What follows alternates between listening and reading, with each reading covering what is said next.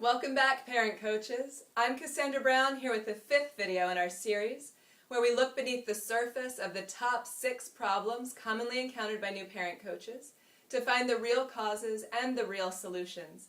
If you missed any of the earlier videos, let me know. I'll get you connected. Today's problem is a lack of money. This might sound like, I don't have the money to invest in myself or learning how to create a new career. I'm just barely making it as it is. The habitual response that spins the wheel of not having enough money is using money for things you don't value and obtaining money in ways that you don't value.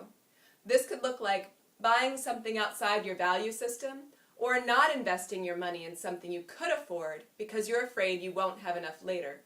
This could look like making money in a way that feels like selling your soul or just doesn't light you up because you believe only other people are lucky enough to do what they want for a living.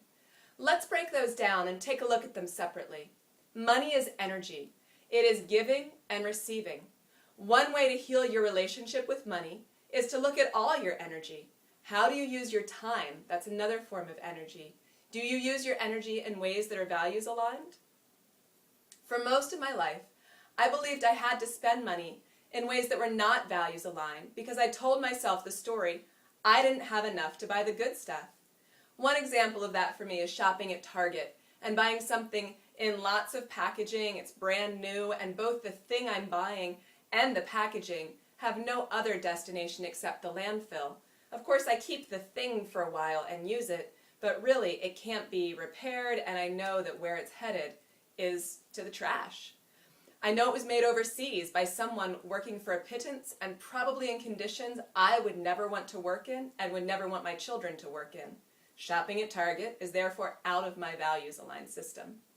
One of the big reasons I shop at thrift and consignment stores, as well as gleefully trade for free with my friends, is that this way of using resources aligns with my values. It doesn't hurt that it saves money, but as I made the shift within myself to doing this shopping at secondhand or trading with friends because I had to, because I thought I didn't have enough money, to doing it because I wanted to, because I realized it was values aligned for me, it started to shift something within my relationship to money and started to let the money flow more. I noticed that I was making choices because of the alignment with my values on how to spend my money and that it was a choice, not something I had to do. I did it because I valued sharing, recycling, and not draining the earth's resources to buy new stuff. My finances started to shift as I made those internal shifts.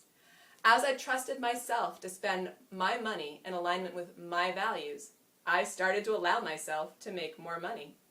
I found that using my money to purchase experiences rather than stuff is more values aligned, and my money is flowing to allow me to do that.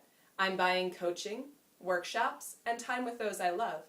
Sometimes that requires me to make more money so I can give it to my coaches and teachers, and sometimes that requires me to say no to work and to buy the time with those I love through choosing to notice who's right in front of me. Doing work that is values aligned also allows money to flow to you. When your work is a joy, it is easy to let that energy flow. When your work brings more harmony to parents, children, and families, it's easy to show up.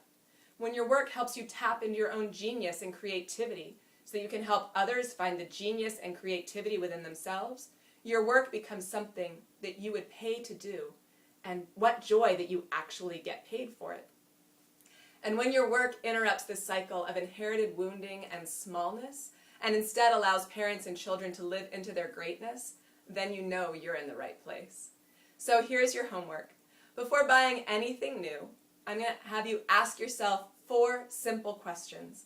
Now these are the same questions that have allowed me to have about a 70 to 80% closing rate with potential parent coaching clients. And these came to me from the sales expert Brian Tracy in his training, The Art of Closing the Sale.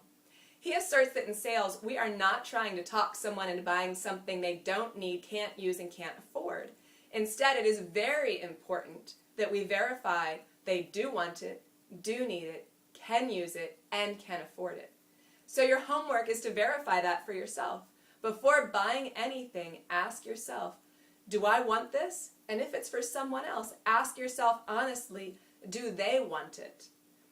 Ask yourself, do I need it? Again, if it's for another, ask, do they need it? Can I use it? Can I afford it?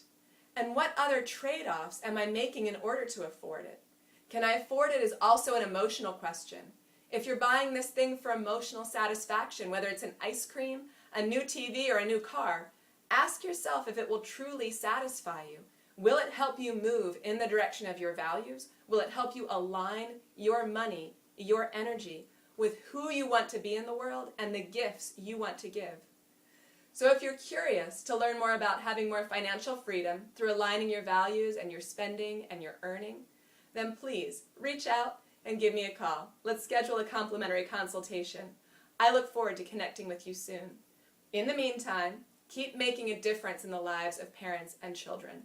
The world needs you to offer your gifts, and parent coaching is a great way to do that. Be well, and let's connect soon.